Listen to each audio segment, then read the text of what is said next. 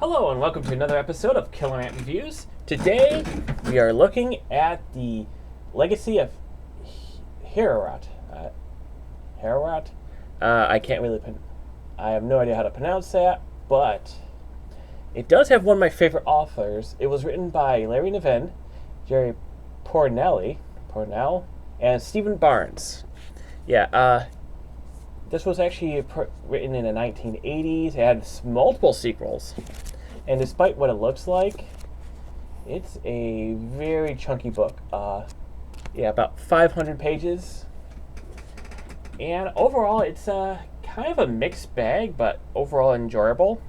It kind of reminds me of a B movie or a B-rated miniseries that doesn't really know what it's doing, but it's entertaining nonetheless. It's kind of like a mix of horror, action, and sci-fi all put into one. So the whole plot is a group of colonists are on a planet that they all deem safe. They have like farms, cattle, horses, and all of a sudden a creature is coming in and starting to attack people. Like at first, like, because it's going after like small cattle. No one believes the main character. Basically, all the colonists kind of are, in the beginning, we're all kind of like B-movie stereotypes, like people like, oh, we don't believe you. We're all, well, yeah, this is just something else, some other minor creature.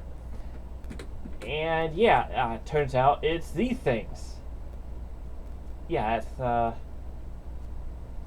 it's not really intimidating on the cover. The cover makes the things what was described as, but in the book, they're described as a little bit or a lot more intimidating, even the small ones. But then they start believing them once colonists start to get killed. And they do kill off a couple characters that I actually did enjoy. They actually developed a few characters. There are a multitude of characters. There's also a couple minor ones, too. Overall, characters are enjoyable.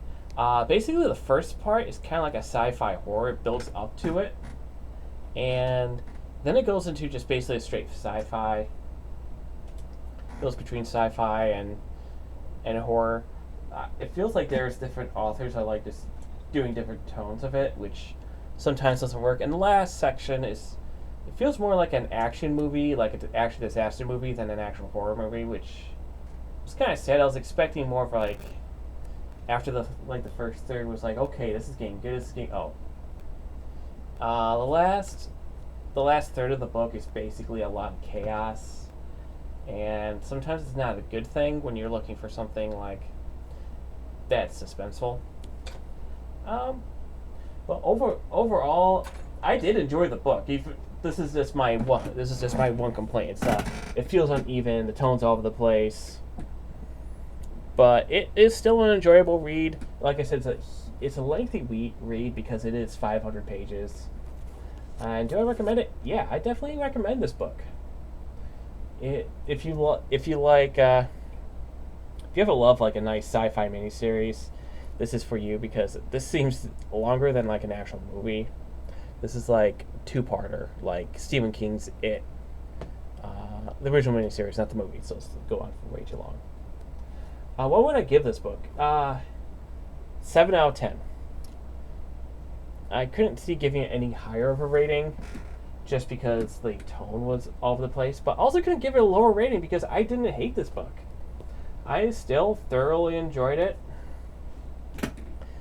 And even with the chaos at the end, which kind of brought the rating down a little bit, I still recommend it. And well, that's basically it. Until next time, this is Killer Ant.